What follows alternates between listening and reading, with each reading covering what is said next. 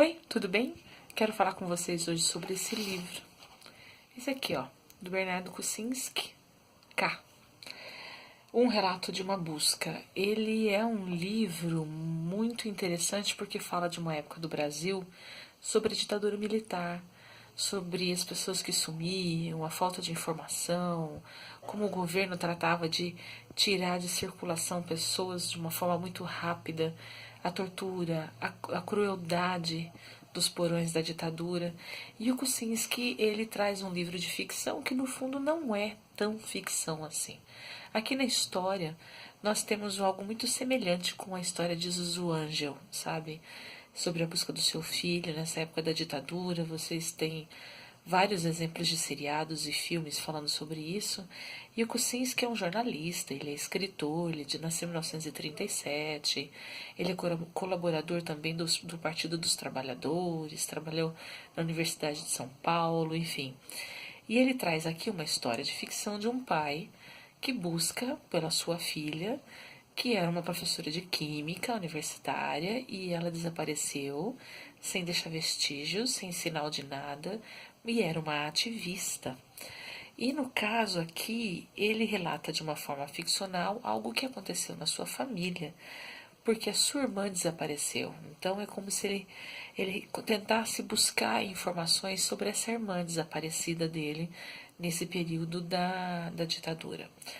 A construção de toda a história, de toda a narrativa do Kucinski, ela traz vários gêneros dentro desse livro.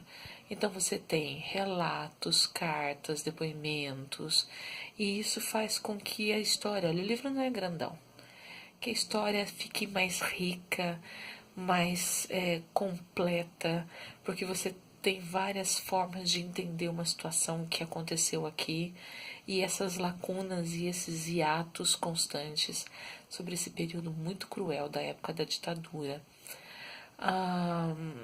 Eu achei um pouco arrastado, eu não gosto muito de ler sobre ditadura, mas eu gostei da história, eu segui até o final, eu fiquei tocada pela busca desse pai atrás dessa filha e triste nessa reflexão sobre esse processo tão difícil que foi a ditadura no Brasil. Assim, não é meu hábito ler, eu não posso negativar esse livro, mas é algo que eu acho importante a gente repensar sobre esses fatos da história e o jeito que o Kucinski, como jornalista, traz, deixa a narrativa mais interessante. Não é, como eu falei, um hábito comum eu estar lendo esse livro e esse tipo de livro, né, esse gênero literário. Mas foi interessante, aprendi muito e eu acho que todo mundo tem que repensar realmente sobre isso. E é uma edição super bonita da Companhia das Letras, que a minha colega Cláudia, ela emprestou para cá, para o pessoal que do Dobradinha Literária.